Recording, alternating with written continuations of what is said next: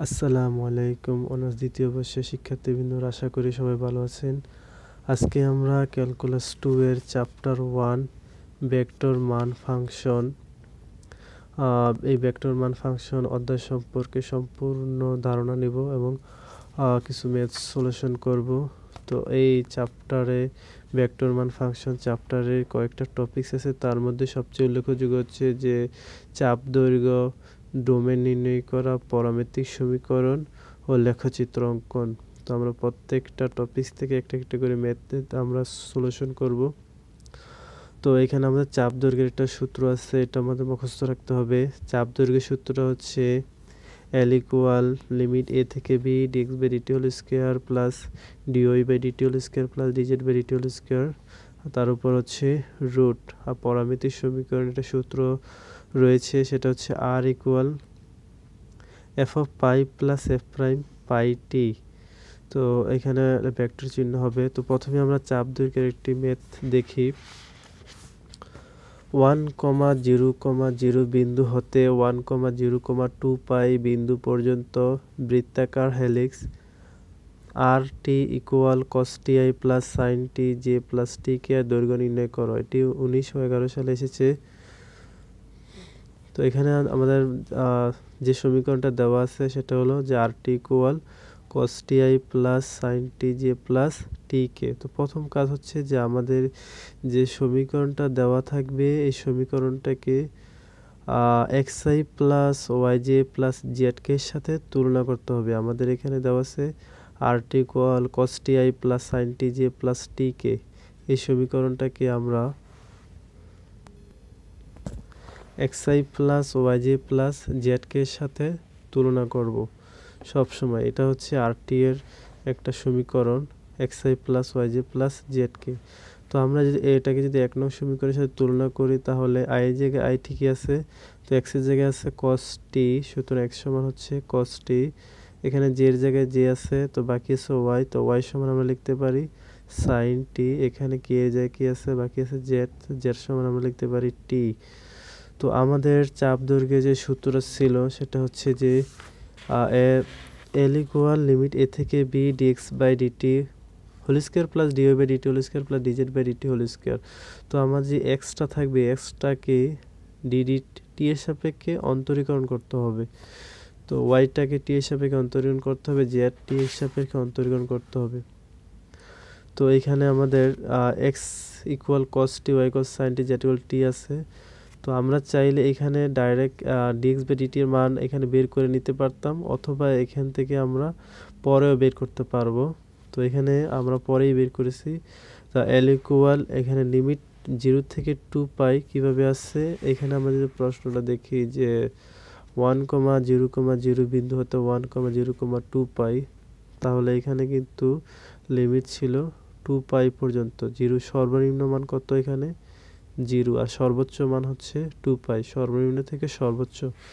তো এখানে এই সর্বনিম্ন 0 থেকে সর্বোচ্চ 2 পাই লিমিট হয়েছে, তো রুট ওভার সূত্র অনুযায়ী।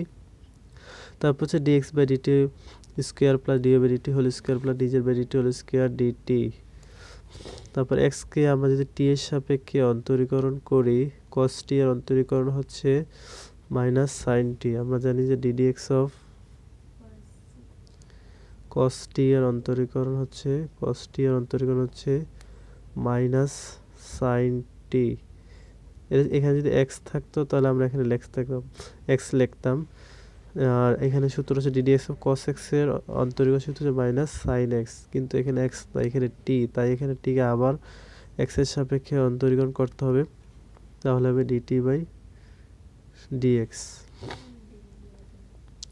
তো এখানে কিন্তু আমরা এক্স এর সাপেক্ষে করলে এটা হতো, কিন্তু এখানে আমরা করছি টি এর সাপেক্ষে। যদি টি এর সাপেক্ষে করি তাহলে কিন্তু আর এটা হবে না, তো সুতরাং হবে মাইনাস সাইন টি। এখানে হচ্ছে মাইনাস সাইন টি হোল স্কোয়ার প্লাস আবার টি এর সাপেক্ষে করা হয়েছে, তাহলে সাইন টি এর অন্তরীকরণ হচ্ছে কস t plus D Z by DT, মানে জেডকে টি এর সাপেক্ষে টিকে অন্তরীকরণ করলে হবে 1। তো প্রত্যেকটা স্কোয়ার আছে, রুট, তারপর প্রত্যেকটা এখানে স্কোয়ার আছে। তো স্কোয়ার যদি আমরা করে দিই, সাইন টি স্কোয়ার করলে sign square T plus cos টি, এখানে স্কোয়ার করলে হবে cos t হোল স্কয়ার মানে cos স্কয়ার t লেখা যায়, 1 এর স্কয়ার করলে তো 1ই হয়। তো আমরা জানি sin square x plus cos square x সমান হচ্ছে 1, 1 প্লাস 1 √2 তারপর হচ্ছে dt। যেহেতু এইখানে √2 একটা হচ্ছে ধ্রুবক মান, √2 হচ্ছে এখানে একটা ধ্রুবক মান, তাহলে শুধু এখানে 1 আছে। তো আমরা জানি যোগজীকরণের ক্ষেত্রে যদি এরকম থাকে শুধু dt থাকে, তাহলে এটাকে যদি যোগজ করি তাহলে হবে t, ঠিক আছে। তাহলে এখানে হবে t √t আর লিমিট হবে 0 থেকে 2π। তো এখানে √t তারপর যে t 0 থেকে 2π। তো আমরা যদি এখানে আপার লিমিট বসাই দেই 2π - 0, তাহলে এখানে আমরা গুণ করলে পাবো 2√2π একক, ঠিক আছে। এটাই হচ্ছে চাপ দৈর্ঘ্যের মান। তো আশা করি আপনারা বুঝতে পারছেন। তো এখন আমাদের যে দ্বিতীয় টপিকসটা ছিল সেই টপিকস নিয়ে আলোচনা করব। আপনারা যদি ভিডিওটা বা ম্যাথটা না বুঝতে পারেন তাহলে আবার প্রথম থেকে দেখবেন, তাহলে বুঝতে পারবেন আশা করি। তো এখন আমরা ডোমেন নিয়ে আলোচনা করব, কিভাবে ডোমেন বের করতে হয়। তো এখানে একটা ম্যাথ সলভ করব যেখানে ডোমেন বের করতে বলছে f of t equal I sin t plus j t square by t plus 1 plus k √t plus t ফাংশনের ডোমেন নির্ণয় করো। যেখানে f of g 0 নির্ণয় করতে হবে, প্রথমে আমাদের ডোমেন নির্ণয় করতে হবে, তারপর f of 0 নির্ণয় করতে হবে, তারপর দেখাতে হবে t equal -3 বিন্দুতে ফাংশনটির মান বিদ্যমান কিনা। তো এখানে আমাদের তিনটা অংশ হবে। প্রথম অংশে আমাদের ডোমেন নির্ণয় করতে হবে। তো আমাদের দেওয়া আছে কি f of t equal I sin t plus j t square by t plus 1 plus k √2 plus t. তো এটা আমরা লিখে দিলাম। তারপর হচ্ছে এখানে আমরা এফ অফ টি সমান কি লিখছি, i f of t plus j g of t plus k h of t. তো এখানে আমরা এই সাইন টিটাকে একটা ফাংশন ধরলাম এফ অফ টি এর, তারপর জে এর সাথে যেটা আছে এটাকে আমরা ফাংশন ধরলাম জি অফ টি এর, কে এর সাথে যেটা আছে এটাকে আমরা ফাংশন ধরলাম এইচ অফ টি এর। এখানে ফাংশন না ধরে করলেও হবে, আর ধরে করলে একটু সুবিধা, না ধরে করলেও হবে। তো প্রথমে আমরা এফ অফ টি সমান যেহেতু সাইন টি ধরেছি, তো এখানে আমাদের আসল কাজটা হচ্ছে যে এই যে সাইন এটা নাই সাইন টি, অর্থাৎ আমাদের এরকম মান থাকবে যেখানে অসংজ্ঞায়িত মান রাখা যাবে না। অর্থাৎ টি এর জন্য এখানে যদি আমরা টি এর জায়গায় 0 বসাই তাহলে সাইন 0 ডিগ্রির মান হচ্ছে 0। টি এর জায়গায় যদি 1 বসাই তাহলে একটা মান পাবো, অর্থাৎ অসংজ্ঞায়িত কোনো মান থাকবে না এখানে। আমরা যদি সাইন মাইনাস কোনো মানও বসাই তাহলে কিন্তু থাকবে।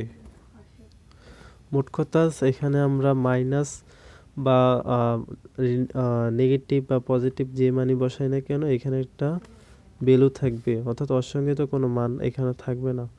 যেমন সাইন আমরা যদি -0 বসাই তাহলে একটা মান, এখানে একটা মান আছে, মানে সিনট্যাক্স এরর আসতেছে না, ঠিক আছে। আবার যদি এখানে 1 1 1 যাই বসাই না কেন একটা মান থাকবে, ধনাত্মক থাকুক বা ঋণাত্মক থাকুক সেটা কোনো বিষয় না, এখানে কোনো সিনট্যাক্স এরর আসতেছে না। তার মানে এখানে টি এর সকল মানের জন্য এফ অফ টি বিদ্যমান, ঠিক আছে। এখানে টি এর যে কোনো মানের জন্য কি এফ অফ টি বিদ্যমান। তো এখানে সূত্র আমরা লিখতে পারি ডি অফ ডি মানে হচ্ছে ডোমেইন, এফ দিয়ে ফাংশন, যেহেতু এটা এফ অফ টি ধরেছি আমরা তাই এখানে ডি অফ এফ লেখা হয়েছে, যে ডি অফ এফ সমান হচ্ছে -ইনফিনিটি থেকে ইনফিনিটি। এখানে এই ব্র্যাকেটের একটা তাৎপর্য আছে, এই ব্র্যাকেট এখানে 3টা ব্র্যাকেট আছে, এই ব্র্যাকেটগুলো আমাদের আগে বুঝতে হবে, ঠিক আছে। ব্র্যাকেটগুলো এই যদি ফার্স্ট ব্র্যাকেট থাকে A B A comma B এরকম থাকে তাহলে এটা দ্বারা বোঝায় যে এ থেকে বড় বি থেকে ছোট, ঠিক আছে। ফার্স্ট ব্র্যাকেট দ্বারা বোঝায় যে এখানে এ বি যদি থাকে এ থেকে বড় বি থেকে ছোট, ঠিক আছে। বি থেকে ছোট বি থেকে ছোট, এ থেকে বড় বি থেকে ছোট, এখানে যে মানে এ থেকে বড় যত মান আছে এখানে অসংখ্য মান আছে, বি থেকে ছোট অসংখ্য মান আছে, এটা হচ্ছে ফার্স্ট ব্র্যাকেট দ্বারা বোঝা। অর্থাৎ এখানে যে দুইটা থাকবে ওই দুইটা না, ওই দুইটা এ থেকে বড় থাকবে, এই পাশে যেটা থাকবে এ থেকে বড় এবং বি থেকে ছোট, এটা হচ্ছে ফার্স্ট ব্র্যাকেট দ্বারা এখানে বোঝানো হয়েছে।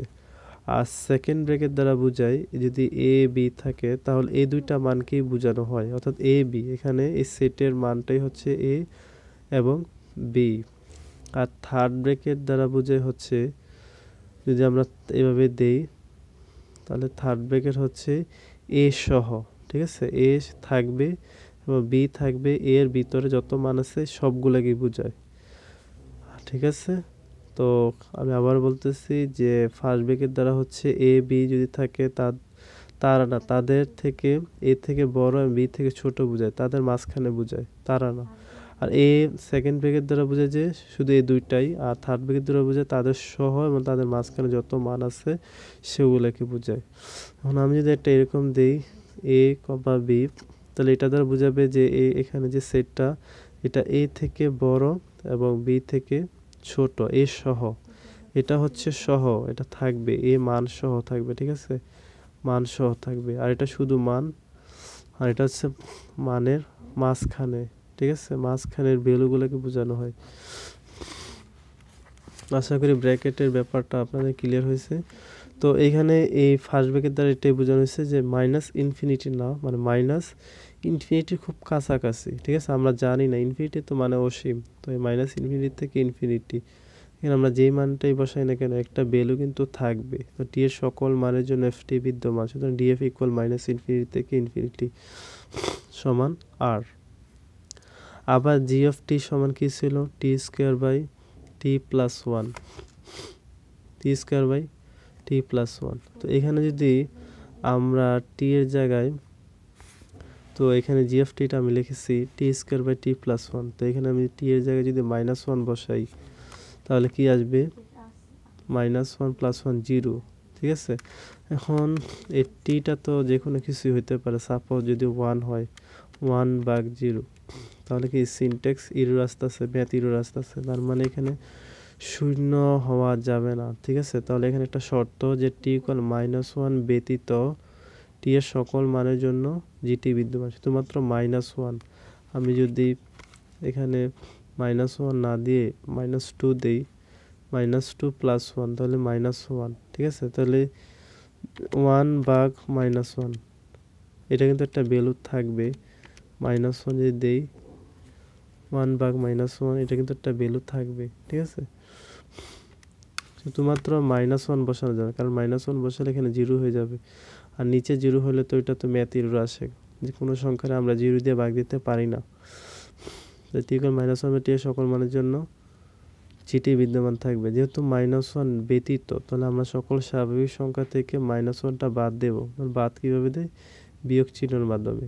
আর এখানে সেকেন্ড ব্র্যাকেট দ্বারা শুধু মাইনাস ওয়ান এর মানটাকেই বোঝানো হয়েছে।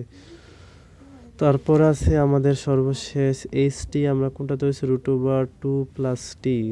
তো আমরা যদি এটা দেখি h t equal root over two plus t, তো এখানে আমরা টি, এখানে টি এর জায়গায় যদি আমরা মাইনাস টু বসাই, টি এর জায়গায় যদি মাইনাস টু বসাই তাহলে কত হবে, শূন্য হয়ে যাবে, ঠিক আছে।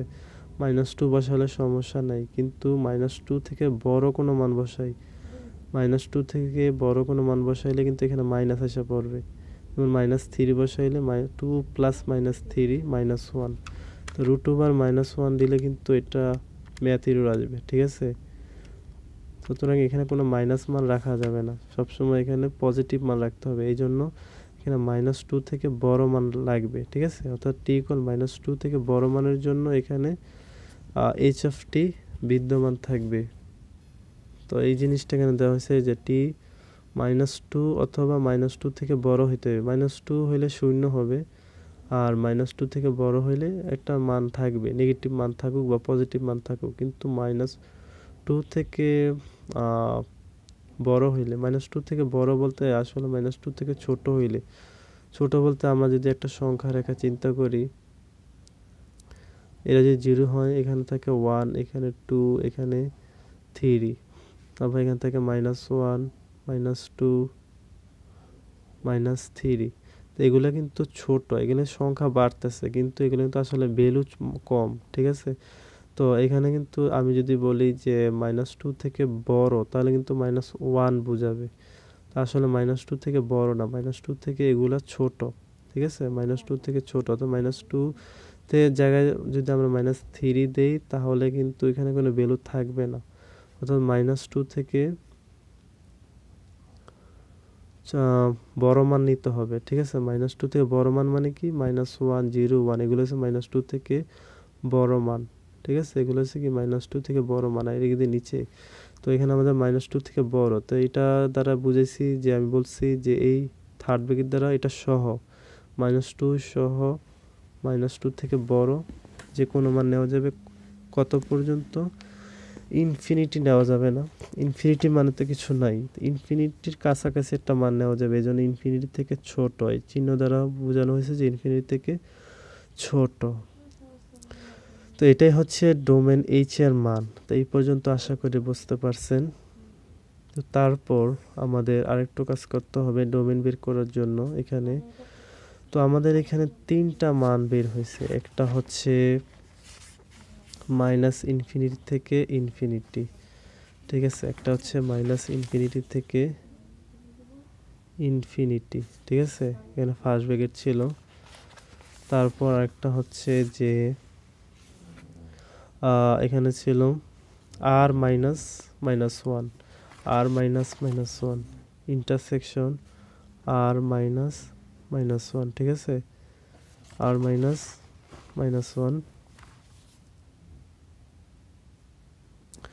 তারপর আমাদের সর্বশেষ ছিল হচ্ছে এইখানে -2 থেকে বড় এবং ইনফিনিটি থেকে ছোট, -2 থেকে বড় এবং ইনফিনিটি থেকে ছোট। দেখুন তো এইখানে আমরা এটা কিভাবে লিখতে পারি, এখানে সর্বনিম্ন মান কোনটা, -ইনফিনিটি, ঠিক আছে, আসলে -ইনফিনিটি বলতে কিছু নাই, -ইনফিনিটির কাছাকাছি কোনটা আছে, এর থেকে বড় কোনটা আছে, -2, ঠিক আছে, তো আমরা এখানে -ইনফিনিটির জায়গায় -2 লিখব, তারপর কমা ইনফিনিটি, তারপর ইন্টারসেকশন, তারপর হচ্ছে যে r থেকে -1 বড়, এখানে r থেকে -1 বিয়োগ, r থেকে -1 বাদ, ঠিক আছে, তাহলে r থেকে যদি আমরা -1 বাদ দেই তাহলে এটা থেকে আমরা কি লিখতে পারি, এখানে r থেকে r মানে হচ্ছে সকল ধনাত্মক সংখ্যা শূন্য সহ ধনাত্মক ও ঋণাত্মক সংখ্যা।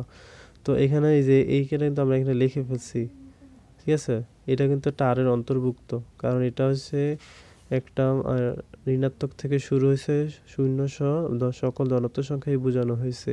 তো এখানে আর লেখার দরকার নেই, শুধুমাত্র আমরা লিখবো হচ্ছে -1, ঠিক আছে, এই জিনিসটাই এখানে লেখা হয়েছে যে D F intersection D G intersection D S, এটা এখানে আমরা যেহেতু ফাংশন ধরছি তাই এটা লিখছি। আমরা যদি এখানে এটা আমাদের এখানে লিখে দেব, এটা হচ্ছে সূত্র, ডোমেনের সূত্র বের করার। এখানে আমি ডাইরেক্ট যদি এই ডিএস না লিখে ডাইরেক্ট এখানে মানগুলো লিখতে পারতাম, মান লিখে তার ওই লাইন থেকে এই লাইন আসতে পারতাম, অর্থাৎ ডিএফ এর যে মানটা ছিল এই মানটা যদি আমরা এখানে লিখতে পারতাম, এই যেভাবে, এই যে আমি এখানে যেভাবে লিখছি এইভাবে লেখলে হতো। এইখানে এটা হচ্ছে সূত্র। তারপর এখান থেকে এই লাইন কিভাবে আসছে, যে -ইনফিনিটির কাছাকাছি আছে -2, তারপর সে ইনফিনিটি, তারপর মাইনাস, যেহেতু আরেকটা মান ছিল যে r -1, যেহেতু এখানে সকল স্বাভাবিক সংখ্যা থেকে 1 বিয়োগ হয়েছে, যেহেতু এখানে একটা স্বাভাবিক সংখ্যা আছে তাই আর লেখা লাগবে না, তারপর ইন্টারসেকশন -1, তো এখানে -1টা বিয়োগ হবে। তারপর হচ্ছে -2 এই লাইন থেকে এই লাইন লেখা যাবে, এটা এখানে এই লাইনটা না লিখলে হবে, তবে এই লাইনটা লেখা যায় কিভাবে, আমরা জানি যে ইউনিয়ন দিয়ে -2, এটা যদি আমরা ইউনিয়ন করি তাহলে এটা পাবো কিভাবে, -2, -1, এখানে হচ্ছে যে -1 কমন আছে, ইউনিয়ন দ্বারা হচ্ছে কমন আনকমন সবগুলো বোঝায়, তাহলে -2, -1, ইনফিনিটি, যে -2, -1, ইনফিনিটি, এটা কিন্তু আছে। তো এই হচ্ছে ডোমেইন, আশা করি বুঝতে পারছেন। তারপর দ্বিতীয় অংশে যেটা আছে f(0) নির্ণয় করতে বলছে, f(0) এবং t - 3 বিন্দুতে ফাংশনের মান নির্ণয় করো। তো আমরা এখানে f(0) অর্থাৎ সকল t এর জায়গায় 0 হবে, এখানে টি ছিল 0, এখানে টি ছিল 0, এখানে টি ছিল 0। সাইন 0টির মান 0, 0-র সাথে আই গুণ করলে 0, তো এটা লেখা লাগবে না। এখানেও 0 আর এখানে হচ্ছে 2 ছিল, তো √2k, তো f(0) √2k, এটা হচ্ছে f(0)-র মান। তো তৃতীয় অংশ ছিল t = -3 ডোমেইন অন্তর্গত কিনা। t = -3 এটা কিন্তু ডোমেইনের অন্তর্গত ছিল না, আমাদের ডোমেইনটা ছিল -2 থেকে বড়, ঠিক আছে, -2 সহ -2 থেকে বড়, এই যে -2 থেকে বড়, এখানে কিন্তু -3 নাই, তো সুতরাং -3 নট এলিমেন্ট, -2, -1 ইউনিয়ন -1, ইনফিনিটি, সুতরাং t = -3 বিন্দুতে প্রদত্ত ফাংশনের বিদ্যমান নয়। তো আশা করি বুঝতে পারছেন, না বুঝলে ভিডিওটা আবার প্রথম থেকে দেখেন, তাহলেই বুঝতে পারবেন, এবং খাতায় নোট করেন, তাহলে আরো ক্লিয়ার হয়ে যাবে। তো এখন আমরা পরামিতিক সমীকরণের একটা ম্যাথ সলভ করব। এক ভিডিওতে আমি পুরো অধ্যায়ের ধারণা দিয়ে দিতেছি।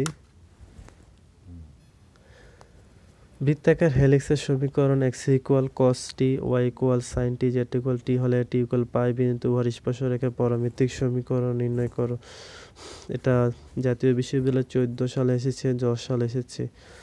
তো এখানে দেওয়া আছে কি x = cos t, y = sin t, z = t, এটা এখানে লেখা হয়েছে। তো আমাদের আগে সূত্রটা জানতে হবে। পরামিতিক সমীকরণে একটা সূত্র আছে, এই সূত্রটা হচ্ছে এখানে এই যে r = f, এটা বার চিহ্ন, ভেক্টর চিহ্ন, r = f(π + f'(πt), অর্থাৎ f(π) বের করতে হবে, তারপর তার অন্তরীকরণ করে আবার π বের করতে হবে, f(π + f'(πt).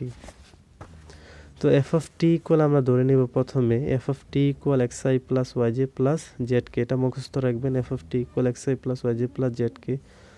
তো এখানে x এর জায়গায় আছে cos t, এই যে i এর জায়গায় i, x এর জায়গায় cos t, y এর জায়গায় আছে sin t, z এর জায়গায় হবে kt, ঠিক আছে। তারপর যেহেতু আমাদের সূত্রের ভিতরে পাই ছিল, তাই t এর জায়গায় হবে পাই, তাহলে f, এটা ভেক্টর চিহ্ন, তাহলে f pi i cos pi plus j sin t এর জায়গায় পাই, t এর জায়গায় পাই, ঠিক আছে। তারপর আমরা জানি cos পাই মানে 180 ডিগ্রি, cos 180 ডিগ্রি মান হচ্ছে -1, এটা ক্যালকুলেটরে বের করে নেবেন। cos 180 ডিগ্রি মান হচ্ছে -1, এই যে cos 180 ডিগ্রি মান হচ্ছে -1। একইভাবে sin 180 ডিগ্রি মান 0 এবং k পাই থাকবে, তাহলে -i প্লাস k পাই, ঠিক আছে। এটা আমাদের f পাই এর মান বের করলাম। এখন আমরা f প্রাইম পাই এর মান বের করব। f প্রাইম t সমান লিখে দিলাম।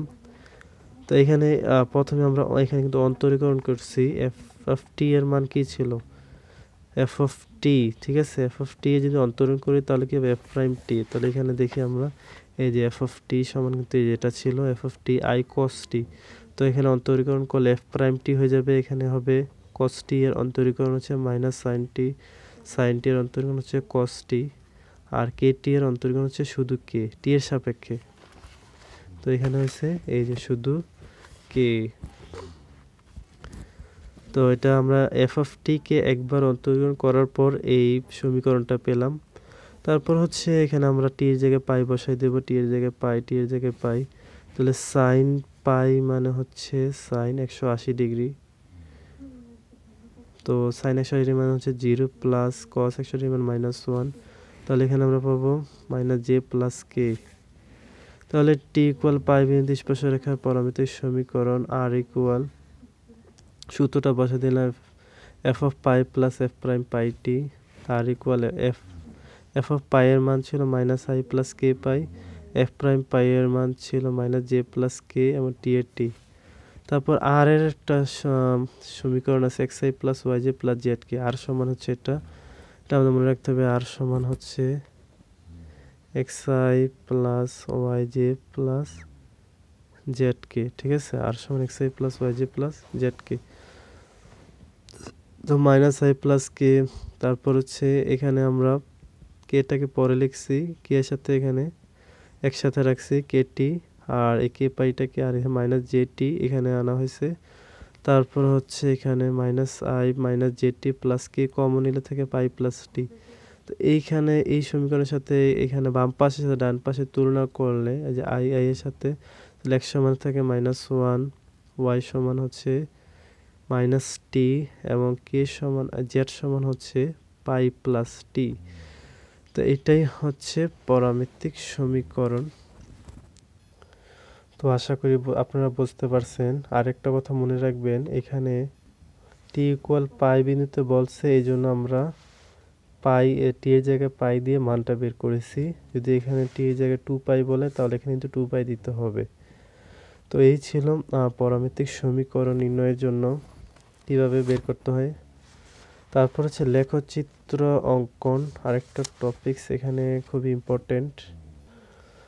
আর টি equal i cos t plus j sine t, 0 থেকে বড় এবং 2 পাই থেকে ছোট টি ভেক্টর ফাংশন লেখচিত্র অঙ্কন করো। এখানে এটা জাতীয় বিশ্ববিদ্যালয় ও মেজর নন মেজর 2015 সালে এসেছিল। তো এখানে দেওয়া আছে r T equal i cos t plus j sine t, যেখানে টি এর মান হচ্ছে 0 থেকে বড়, 2 পাই থেকে ছোট। পরামিতিক সমীকরণ R T equal X I plus Y J, ঠিক আছে, X I plus Y J plus Z K. যেহেতু এখানে দুইটা আছে তাই আমরা দুইটা লিখছি X I plus Y J.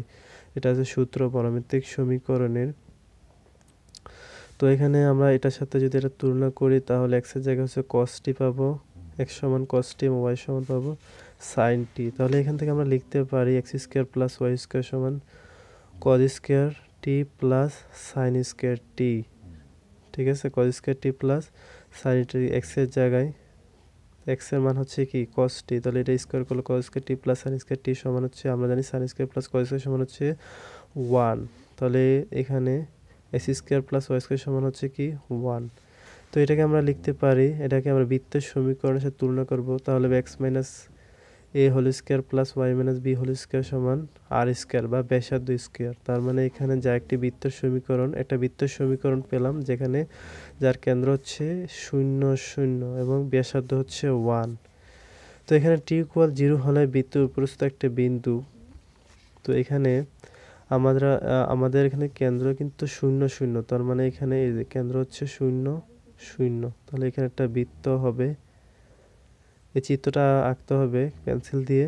তো এখানে একটা বৃত্ত হইল এবং ব্যাসার্ধ হচ্ছে 1, তার মানে যে এখানে এটা ব্যাসার্ধ, এখানে হচ্ছে 1। তো এখানে যদি 1 হয় মানে এটা হচ্ছে এক্স এর মান 1, তাহলে ওয়াই কত এখানে 0, তাই না, ওয়াই হচ্ছে 0। তাহলে যে এটাই হচ্ছে টি ইকুয়াল 0 হলে বৃত্তের উপর একটা বিন্দু হবে 1, 0 এবং টি ইকুয়াল পাই বাই 2 হলে, পাই বাই 2 মানে কত, এই যেখানে কোণটা বোঝানো হয়েছে, ঠিক আছে, তো এটা যদি পাই বাই 2 হতো 90 ডিগ্রি হয়। তো পাই বাই 2 হলে উপরে সনেরটা বিন্দু হবে 1, 0, তখন এই যে এখানে হবে 0, 1, অর্থাৎ এখানে যদি 1 ধরি, এটা আমার চিত্রটা কিন্তু পুরোপুরি এখানে সঠিক না, ঠিক আছে, আঁকা বাঁকা হয়েছে, এই জন্য মনে হইতেছে এই দিক দিয়ে কম, দিক দিয়ে বেশি, আসলে সব দিক দিয়েই তো সমান হবে। যদি এখানে এই রেখায় হয় তাহলে এখানে তো এক্স এর মান 0, ওয়াই এর মান 1, তাহলে হবে কি 0, 1। এই জিনিসটা এখানে লেখা হয়েছে, আর কিছুই না। তো এখানে লেখা আছে এর ঘূর্ণন ঘড়ি কাঁটার বিপরীতমুখী। এটা আমরা জানি যে এই রেখার ঘূর্ণন সবসময় ঘড়ি কাঁটার বিপরীতমুখী হয়। তো এই ছিল লেখচিত্র অঙ্কন। তো আশা করি আপনারা সবগুলো ম্যাথ বুঝতে পারছেন। না বুঝলে অবশ্যই প্রথম থেকে আবার দেখবেন এবং খাতায় নোট করবেন, ঠিক আছে। তো সবাই ভালো থাকবেন, আল্লাহ হাফেজ।